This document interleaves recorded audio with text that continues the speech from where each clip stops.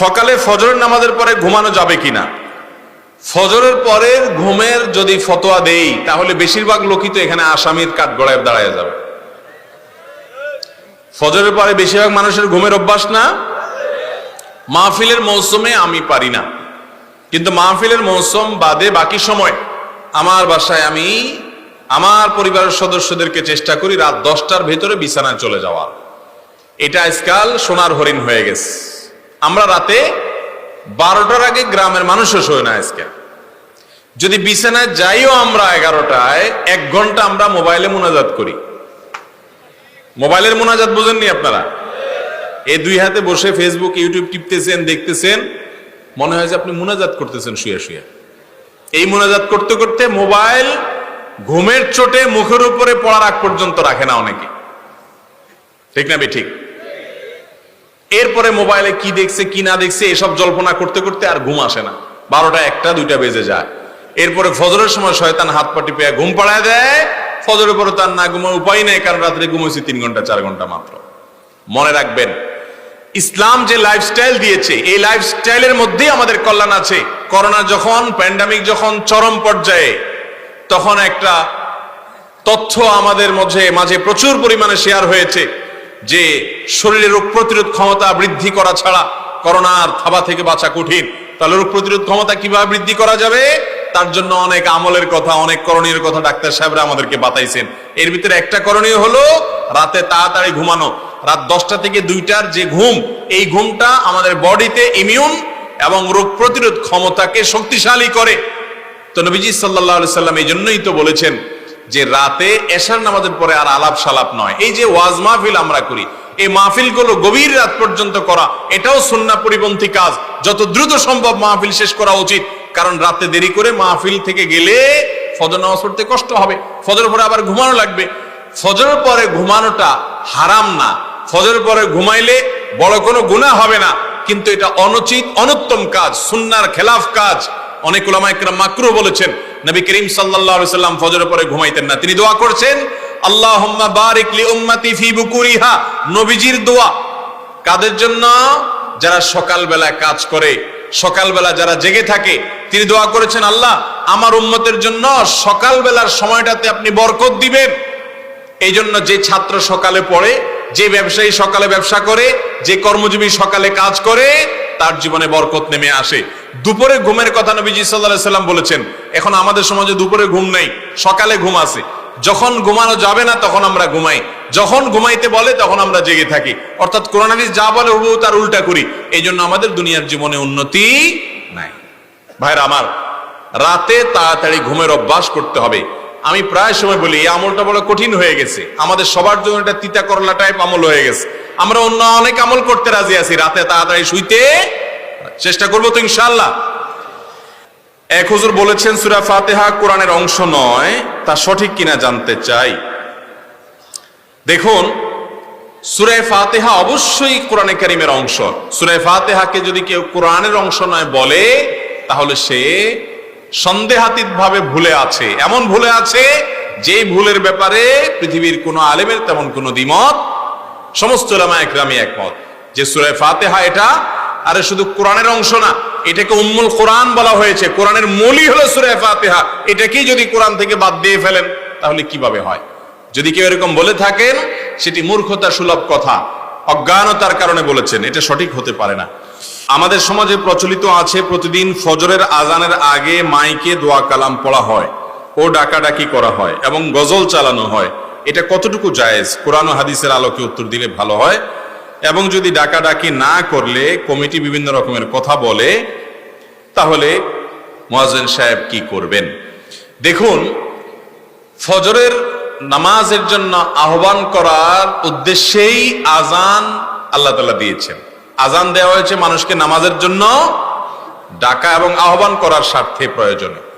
অতএব আজানের আগে পরে যদি আপনি ডাকাডাকির জন্য আরো কোনো পদ্ধতি এবং প্রসিডিউর অবলম্বন করেন, তাহলে কেমন যেন এই আজানটা মানুষকে ডাকার জন্য যথেষ্ট না, ঠিক না ঠিক?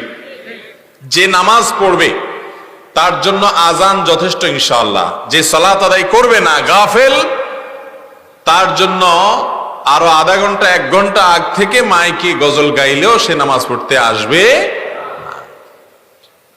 মনে রাখবেন, শরীয়ত যখন কোনো আমল ঠিক করে দিয়েছে কোনো জায়গায় কোনো উদ্দেশ্যে, সে উদ্দেশ্য বাস্তবায়নের জন্য আপনি আরো অনেকগুলো আমল নিজে থেকে নির্ধারণ করে নিলেন, এটি কোনো কোনো সময় বিদআতে পর্যবসিত হতে পারে। সব ক্ষেত্রে না, অনেক সময় আপনি কি বিশ্বাস থেকে করছেন, কোন চিন্তা থেকে করছেন, এটাকে কতটা গুরুত্ব দিচ্ছেন, এটার উপরে নির্ভর করে সেটা বিদআতে পর্যবসিত হতে পারে। এই কারণে আজানের আগে আজানের পরে, বিশেষ করে অনেক মসজিদে দেখা যায় আজানের পরেও মাইকে ডাকাডাকি করা হয় যে নামাজের সময় হয়েছে, সবাই উঠেন আসেন, ডাকাডাকি করা হয়। তো আজানে কি করা হয়েছে? আজানের মধ্যে তো সেটাই বলা হয়েছে, হাইয়া আলাস সালাহ, তোমরা নামাজের জন্য আসো, সালাতের দিকে আসো। হাইয়া আলাল ফালাহ, সফলতার দিকে আসো। আস-সালাতু খায়রুম মিনান নাওম, ঘুম থেকে সালাত উত্তম, নামাজ উত্তম, এই কথাগুলো তো আজানে বলা হয়েছে। অতএব আপনি যদি আবার 5 মিনিট 10 মিনিট ধরে মাইকে গজল গেয়ে বিভিন্ন ভাবে ডেকে ডেকে মানুষকে ঘুম থেকে তোলাটাকে অপরিহার্য বানিয়ে নেন, তাহলে সেটা আজানের যে ইবাদত আছে সুন্নাহসম্মত, সেটার মধ্যে কেমন যেন আপনি সংযোজন করলেন। এই জন্য এটা না করা উত্তম। আমরা বরং আজানের উপরে সীমাবদ্ধ থাকবো ইনশাআল্লাহ। আর মানুষকে সালাতের গুরুত্ব বুঝাবো, সালাতের প্রতি মানুষের সিরিয়াসনেস আনার চেষ্টা করব, কাউন্সেলিং করব, যাতে করে সে সালাতের জন্য চলে আসে। সবার হাতে হাতে আজকাল মোবাইল ফোন, এবং সকল মোবাইল ফোনেই অ্যালার্ম দেওয়ার ব্যবস্থা আছে। অতএব আমরা নিজের ব্যক্তিগত ব্যবস্থাপনায় ঘুম থেকে যেন উঠতে পারি, সেটি আমরা গ্রহণ করব। আর পুরো এলাকার মানুষকে আজানের মাধ্যমে সালাতের জন্য আহ্বান করব। ভিন্ন কোনো মাধ্যম নিজেরা সৃষ্টি করা উচিত হবে না। এরপরে প্রশ্ন হলো, এলাকার যুবকদের পক্ষ থেকে বিয়ে নিয়ে সব অভিভাবকদেরকে কিছু বলেন। যেখানে যাই যুবকদের আর্তনাদ, যুবকদের হাহাকার, যুবকদের তাদের হাহুতাশ, এটা আমাকে দেখা লাগে। সব জায়গায় প্রশ্ন যুবকরা দিবেই যে হুজুর আব্বাকে বুঝায় দেন, চাচারে বুঝায় দেন, জেঠারে বুঝায় দেন, একটু আমাদেরকে যেন বিয়ে শাদী দেয়। মুরব্বীরা এগুলো লক্ষ্য রাখবেন যে যুবকরা বিয়ে করতে চায়, জেনা করতে চায় না। যুবকরা বেশিরভাগ আবিয়েতে নাকি অবিবাহিত লোকের সংখ্যা বেশি মনে হয়। ঠিক আছে, ঠিক আছে, তাদের গলার আওয়াজ, তাদের কণ্ঠ শুনে মুরব্বীরা নিশ্চয় বুঝতে পারছেন। অতএব নিজেদের নিরাপত্তার জন্য হলেও ছেলেদেরকে, মেয়েদেরকে উপযুক্ত হলে তাড়াতাড়ি বিয়ে দিয়ে দিবেন। আর যারা ঠিক ঠিক বলতেছেন যুবকরা, তারাও শুনে রাখেন, বিয়ে করার জন্য শুধুমাত্র হুজুরের কাছে কাগজ ধরায় দিবেন আর হুজুর ওয়াজ করে মুরব্বিরে দিয়ে আপনার বিয়ে করে দিবে। আপনি বসে বসে নিজে তো এতদিন বাপের হোটেলে খাইছেন, এখন সাথে আরেকটা আনায়ও খাওয়াইবেন। এত সহজ চিন্তা করেন কেন?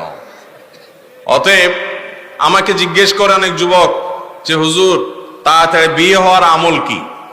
আমি বলি তাড়াতাড়ি বিয়ে হওয়ার আমল হলো তাড়াতাড়ি কামাই রোজগার শুরু করা। পয়সা করে কামানো শুরু করে দেন, কোনো কাজকে ছোট মনে করবেন না। যেখানে যেটা পারেন টিউশনি শুরু করে দেন, দোকানে কর্মচারীগিরি শুরু করে দেন, ছোট্ট একটা ব্যবসা শুরু করে দেন। নিজের এলাকা শরম লাগে দূরে যায় করেন, কিন্তু কিছু একটা শুরু করেন। আপনি যখন উপার্জন শুরু করবেন, কামাই রোজগার শুরু করবেন, পয়সা করি বানাবেন, তখন আপনার বাপ মা বিয়ে দিবে।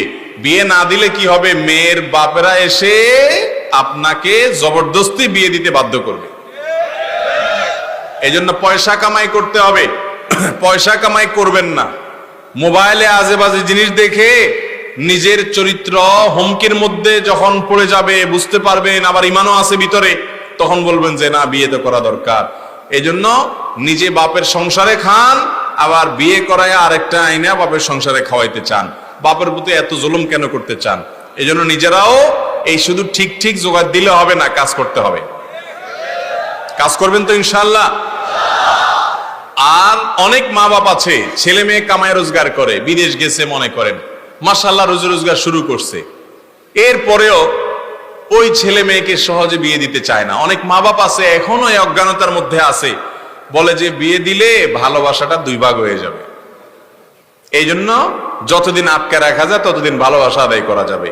এগুলো অজ্ঞানতা। নবী করিম সাল্লাল্লাহু আলাইহি সাল্লাম বলেছেন, তোমাদের ছেলে মেয়ের জন্য উপযুক্ত পাত্র যদি পেয়ে যাও তাহলে আর দেরি করবা না, পাত্র পাত্রী পেলে খুব দ্রুততার সাথে বিয়ে দাও। যদি না দাও তারা জেনায় লিপ্ত হবে, পাপাচারে লিপ্ত হবে, নানান অপরাধে লিপ্ত হবে এবং তার গুনাহের বোঝা দায় অভিভাবকদের উপরও আসবে। অতএব মোহতারাম হাজরিন, মুরব্বীরা যারা আছেন আপনাদের কাছে আকুল আবেদন করি, আপনাদের সন্তানদেরকে, আপনাদের অধীনস্থ ছেলে মেয়েদেরকে দ্রুততার সাথে বিয়ে দিবেন। বিয়ে দেওয়ার ক্ষেত্রে কালক্ষেপণ করবেন না।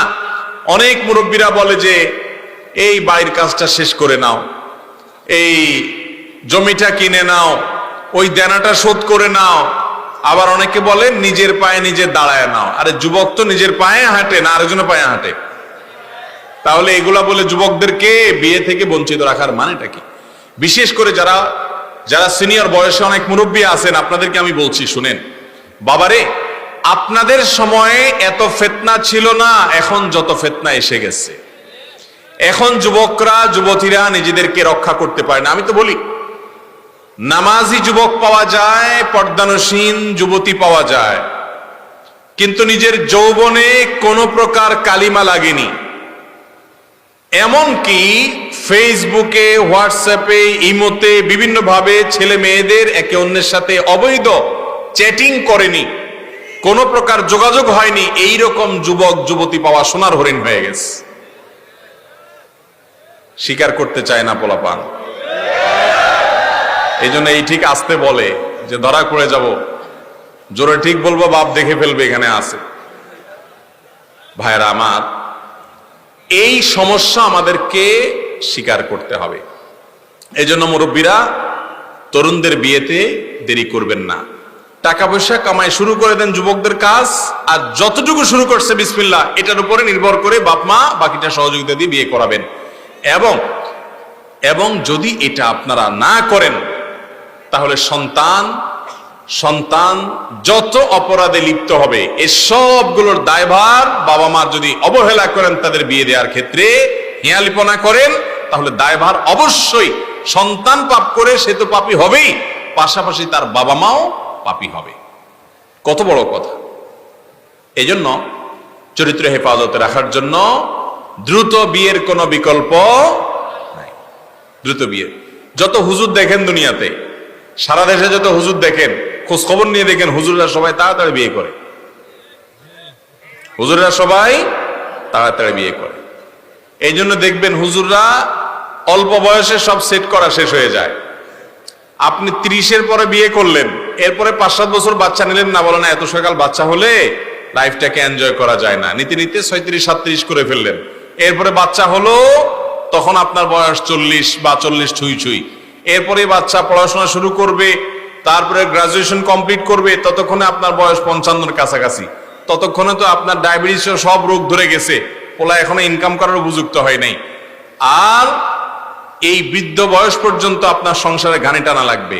আর আগে ভাগে বিয়ে করবেন, আগে ভাগে ছেলে মেয়ে বড় হয়ে যাবে, কোনোটা যদি অমানুষ হয় ঘাটা ধরে দরজার পথ দেখাই দিতে পারবেন। আর যখন বৃদ্ধ বয়সে অমানুষ হয়ে যাবে, আপনি তখন নিজে অকর্মা, আর কিচ্ছু করার নাই, ওর জুলুম সহ্য করা ছাড়া উপায়। মোহতারাম হাজিরিন, ইসলাম এমনি এমনি বলে নাই।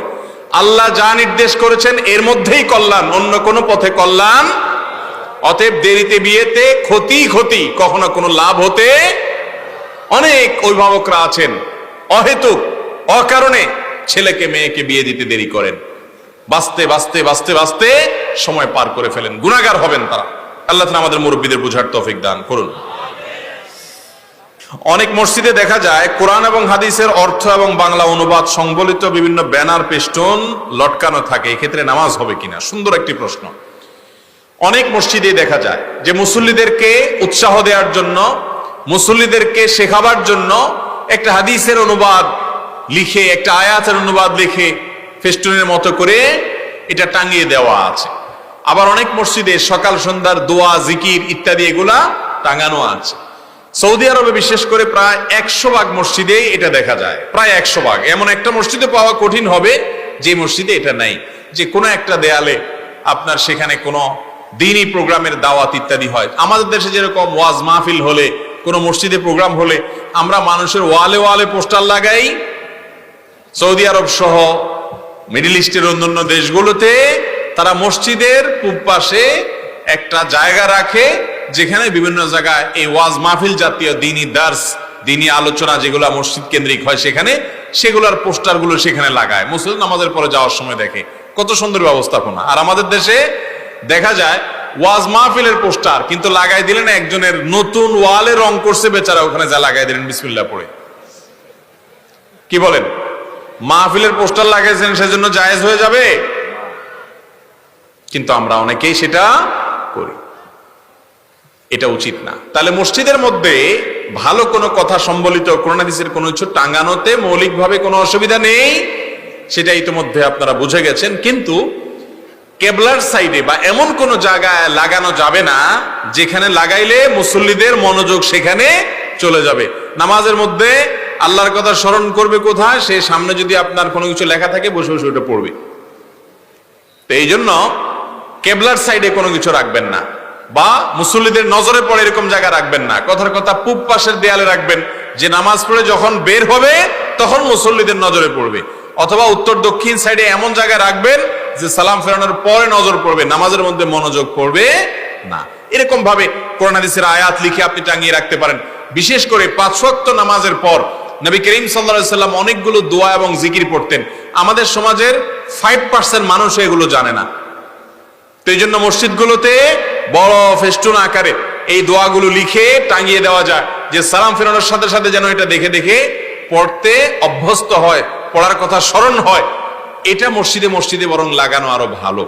বিধায় এ ধরনের উদ্যোগ আমাদেরকে নিতে হবে। এরপরে প্রশ্ন হলো, স্ত্রীকে 3 তালাক দেওয়ার পরও দুজনে পুনরায় সংসার করে এটা কতটুকু বৈধ?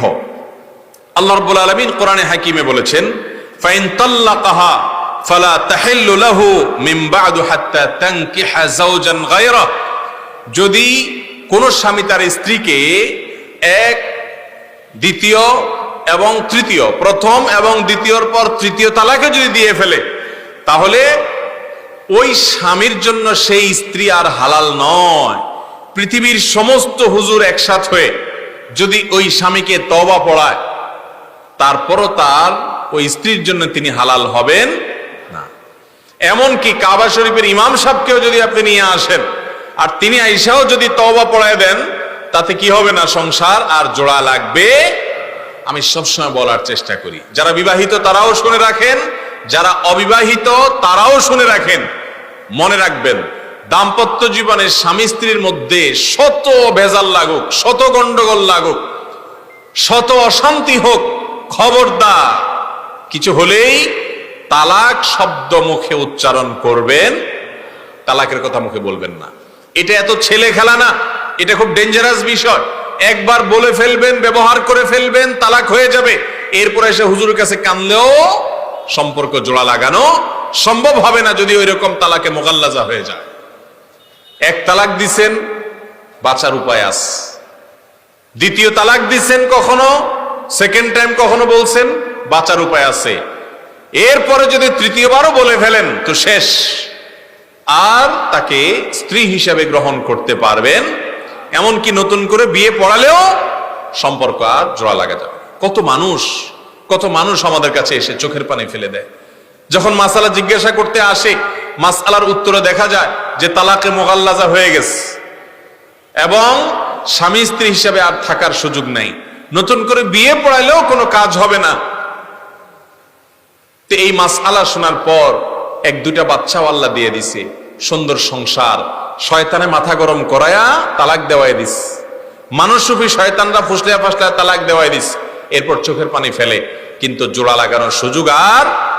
খবরদার, আমি এক্সট্রা কথা বলি বিভিন্ন জায়গায় যে ভাই, বউয়ের সাথে বেশি বেশি মনোমালিন্য হয়ে গেছে, তার অত্যাচারে আপনি অতিষ্ঠ হয়ে গেছেন, ধৈর্য ধারণ করতে পারতেছেন না, পারলে একটা ধাক্কা দেন, একটা সিমটি কাটেন, একটা আস্তে করে ছোট করে একটা বক্সিন টক্সিন মেরে দেন। যদি বেশি উল্টা পাল্টা করেন আপনার বিচার করা যাবে, এটার একটা বিহিত হবে। কিন্তু তালাক মেরে বসে থাকবেন, এটার বিহিত করা যাবে। কথায় কথায় তালাক এটা ছোট লোকরা দেয়, অনেক ছোট লোক স্বামী আছে, কিছু হলেই কথায় কথায় তালাক দেয়। আবার ছোট লোক কিছু বউ আছে, কিছু হলেই গাট্টি বসকা ঠিক করে বলে বাবার বাড়ি গেলাম। এই দোনোটাই ছোট লোক, এই দোনোটাই কি? কিছু বন্ধু আছে ছোট লোক বন্ধু, যুবকরা ভালো বুঝবেন, কথায় কথায় কাট্টি দেয়, কথায় কথায় কিছু হলে বলে কাট্টি, আর কথাবার্তা বলে না, আরে ব্লক করে ফেলছে, আছে না এরকম? এগুলো হলো ছোট লোক, ছোট লোক। ঠিক একইভাবে ওই স্বামীগুলা ছোট লোক যারা কিছু হলেই তালাকের কথা বলে, ওই মহিলাগুলো ছোট লোক যারা কিছু হলেই বলে তোমার সংসার রেখে আমি বাবার বাড়ি চলে গেলাম। কিরে বাবা, একটা সম্পর্ক এমনি এমনি হয় না, বিধায় খুব সাবধান থাকতে হবে। তৃতীয় তালাক যদি হয়ে যায়, তারপর ওই মহিলার অন্য কোথাও বিয়ে হলে সেই স্বামী তাকে কখনো তালাক দিলে কিংবা সেই স্বামী মারা গেলে তারপর ওই আগের স্বামী যিনি তিনটা তালাক দিয়ে ফেলেছিলেন তিনি চাইলে আবার নতুন করে বিয়ে হতে পারে। কিন্তু এত দূর এত কেন কিন্তু পার হওয়ার পরে সেটা আবার এই কন্ট্রাক্ট ম্যারেজের মাধ্যমে না, সেটা আবার এই তথাকথিত হিল্লা বিয়ের মাধ্যমে না। হিল্লা বিয়ে যে পড়ে, যে পড়ায়, যার জন্য করা হয়, এদের সকলের প্রতি লানত বর্ষণের বদদোয়া করেছেন নবী করিম সাল্লাল্লাহু আলাইহি ওয়াসাল্লাম। বিদায় অভিশপ্ত কাজ কোন মুসলমানের জন্য জায়েজ হতে পারে না। এরপরে প্রশ্ন হলো, নামাজ না পড়লে কি হয়? নামাজ না পড়লে কি হয়? কি উত্তর দিব বলেন? নামাজ না পড়লে ঈমান নিয়ে টানাটানি শুরু হয়। নামাজ না পড়লে কি হয় ভাই? ঈমান নিয়ে টানাটানি কিভাবে শুরু হয় বুঝাবো। অনেক ইমামদের মতে যে ঠান্ডা মাথায় ইচ্ছাকৃতভাবে মুসলমান হয়েও নামাজ পড়ে না, সে ইসলাম থেকে বের হয়ে যায়, খারিজ হয়ে যায়। অনেক ইমামদের মত এটা। ইমাম আজম আবু হানিফা রাহিমাহুল্লাহ সহ অন্য অনেক ইমামের মত হলো, যদি সে নামাজ না পড়ে কিন্তু তার মধ্যে অপরাধ বোধ আছে, সে নামাজ না পড়ার কারণে লজ্জা শরম ভিতরে ভিতরে আছে, পড়া উচিত সেটা মনে করে, তাহলে সে কাফের হবে না। তাহলে নামাজ না পড়লে ইমামদের ইখতিলাফ আছে যে ঈমান আছে না নাই, ঈমান নিয়ে টানাটানি শুরু হয়ে গেল না? তো নামাজ না পড়লে ঈমানে টানাটানি শুরু হয়। কিন্তু আমাদের বাংলাদেশের মানুষের ঈমানে এত মজবুত, এত শক্ত, বলে যে নামাজ না পড়লে কি হয়েছে, ঈমান আছে। একে তো চোর, আবার বড় গলা, নামাজ পড়ে না এক অপরাধ করে, আবার বড় গলা করে যে নামাজ না পড়লে কি হয়েছে, ঈমান আছে। ভাইরা আমার, ওমর রাদিয়াল্লাহু তাআলা বলেছেন, লা হাজ্জা ফিল ইসলাম লিমান তারাকা সালাহ, যেই মুসলমানের সন্তান, যে মুসলমান নামাজ পড়ে না, ইসলামে তার কোনো ভাগ নাই, হিস্সা নাই, নাম নিশানা নাই। কত বড় কথা। সাহাবা ইকরাম তাদের যুগে বেনামাজিকে কাফের মনে করতেন, যে মসজিদে আসে তাকে নামাজি বলতেন, যে মসজিদে আসে না সে বেঈমান, কারণ তখন কোন মুসলমান মসজিদে না এসে থাকতো না। এমনকি মুনাফিকও মসজিদে আসতো, অথচ আজ মুসলমানের সন্তান মসজিদে যায় না। আল্লাহ আমাদেরকে বুঝার তৌফিক দান করুন। স্বামী স্ত্রী সময় কাটানোর জন্য দাবা লুডো খেলতে পারবে কিনা? দাবা খেলা এটার ব্যাপারে হাদিসে পরিষ্কার নিষেধাজ্ঞা আছে। স্বামী খেলুক, স্ত্রী খেলুক, যেই খেলুক, সবার জন্য নিষেধাজ্ঞা সমানভাবে, এটা জায়েজ নাই। আর লুডো খেলা, যেহেতু তখন সাহাবীদের যুগে এই টাইপের লুডো খেলা ছিল না, কিন্তু দাবা লুডো এগুলা একই টাইপ, কাছাকাছি টাইপ খেলা।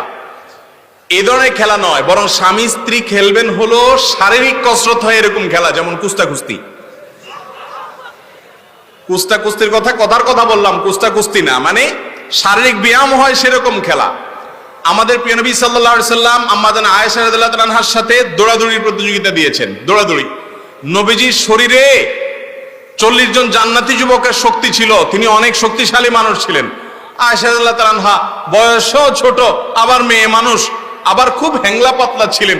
ইফকের ঘটনায় হাদিসের বিবরণ আছে যে তিনি যখন পালকিতে উঠে বসতেন তখনও পালকির যা ভার হতো, তিনি যখন পালকিতে না বসতেন তখন একই ভার হইতো, মানে এত পাতলা ছিলেন। তাহলে একে তো হ্যাংলা পাতলা, আবার বয়সে ছোট, আবার মহিলা মানুষ, আর নবীজি সাল্লাল্লাহু আলাইহি সাল্লাম বয়সে বড়, সুঠাম এবং শক্তিশালী মানুষ, আল্লাহ প্রদত্ত বিশেষ পাওয়ার আছে। এই মানুষটার সাথে দৌড় প্রতিযোগিতা দিয়েছেন নবী করিম সাল্লাল্লাহু আলাইহি সাল্লাম। সুবহানাল্লাহ। স্ত্রীর সাথে কি দৌড় প্রতিযোগিতা? দৌড় প্রতিযোগিতা। তো দৌড় প্রতিযোগিতা খুব স্বাভাবিকভাবে আয়েশা রাদিয়াল্লাহু আনহা হেরে গেছে, কারণ উনি তো রাসূলুল্লাহ সাল্লাল্লাহু আলাইহি ওয়াসাল্লামের সাথে পারার কথা না, রাসূলুল্লাহ সাল্লাল্লাহু আলাইহি ওয়াসাল্লাম জিতে গেছে। এখন জিতে গেলে মহিলারা সাধারণত একটু কি হয়, মন খারাপ করে। ঝগড়া লাগলেও যদি বউরে একটু জিতাই দিতে পারেন তাহলে আপনার সংসারে শান্তির বন্যা বইবে। বেকুব পুরুষ যারা, তারা কথায় কথায় বউরে শুধু দমায় রাখে, আর শেয়ানা পুরুষ যারা, তারা বউরে সবসময় জিতায় রাখে, বলে হ্যাঁ তুমি ঠিকই বলছো, তোমার কথা না শুনে তো আমার কপাল পুড়ছে। যত পাম্পটি দিবেন, যত প্রশংসা করবেন, যত বেশি উৎসাহ দিবেন, সংসার তত শিখর হবে। আর পণ্ডিতি করতে চাবেন তো কপালে দুঃখ আছে। নবী করিম সাল্লাল্লাহু আলাইহি সাল্লাম প্রথম দৌড়ে যখন দেখলেন আম্মা জান আয়েশা হেরে গেছে, মন খারাপ, বলছেন না চলো আবার একটু কম্পিটিশন করি, তা আবার দৌড় দিচ্ছেন। এবার রাসূলুল্লাহ সাল্লাল্লাহু আলাইহি ওয়াসাল্লাম ইচ্ছাকৃত হেরে গেছে। এই যে দেখছেন ইচ্ছাকৃত হারাস প্রমাণ হলো কি হলো না ভাইরা আমার? সেজন্য স্বামী স্ত্রী এ ধরনের বিনোদন, এ ধরনের খেলাধুলা করবে যে খেলাধুলাতে শারীরিক ব্যায়াম হয়, শারীরিক কসরত হয়। স্বামী স্ত্রী কেন, অন্য সবার জন্য শরীয়ত এই ধরনের খেলাধুলাকে প্রশংসা রেখেছে, প্রশংসা করেছে। এবং এরকম খেলাধুলা শরীয়তে জায়েজ রেখেছে যে খেলাধুলা শারীরিক কসরত হয়, সেখানে কোনো জুয়া নাই, হারাম কোনো কিছু নাই, শরীরের ব্যায়াম হয়, সে ধরনের খেলাধুলা হতে পারে। কিন্তু আপনি লুডু খেললেন, দাবা খেললেন, এগুলোতে শরীরের কোনো ব্যায়াম হয়? আজকাল পোলাপান দেখবেন সব ফুলে ফুলে তুলতুলা হয়ে যাচ্ছে, ঠিক না বে ঠিক? চর্বি জমতে জমতে শেষ, কারণ এগুলো খেলাধুলার সুযোগই পায় না। সারাদিন ওই মোবাইল টিপে, ট্যাব টিপে, গেমস খেলে, হান করে, তান করে, লুডু খেলে। আমাদের যখন ছোট বাল্যকাল ছিল, আপনারা যারা বেশিরভাগ মানুষ সিনিয়র যারা আছেন বয়সে, 40-এর বেশি যাদের বয়স, তারা ছোটবেলায় দৌড়াইছেন, লাফাইছেন, গোল্লা খেলছেন, ফুটবল খেলছেন, হাডুডু খেলছেন, শরীরে চর্বি জমারই সুযোগ পায় নাই, সুস্থ আছেন। আর এখনকার পোলাপান ছোটবেলা থেকেই একেবারে ফার্মের মুরগির মতো হয়ে,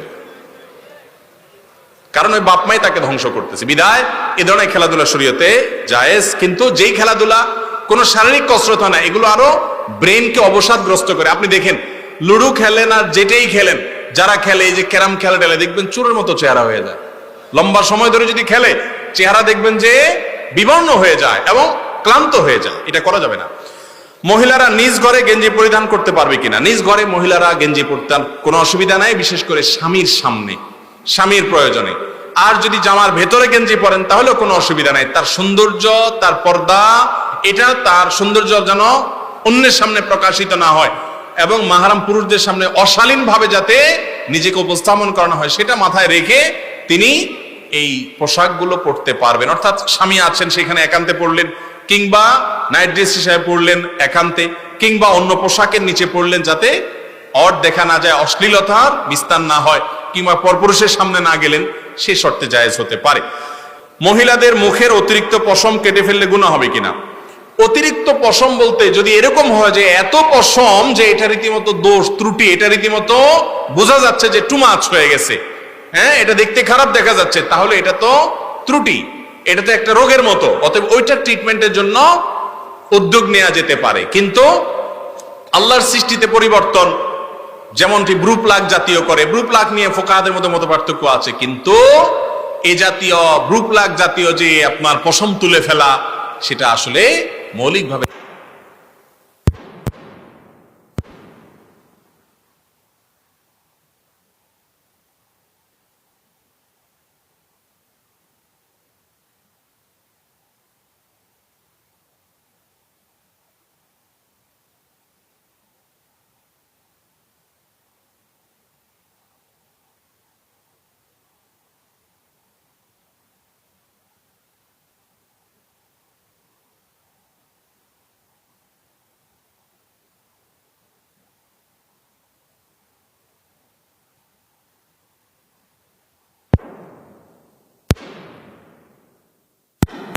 বিসমিল্লাহ না বলে, দোয়া না পড়ে শয়তান তার সাথে শরীক হয়।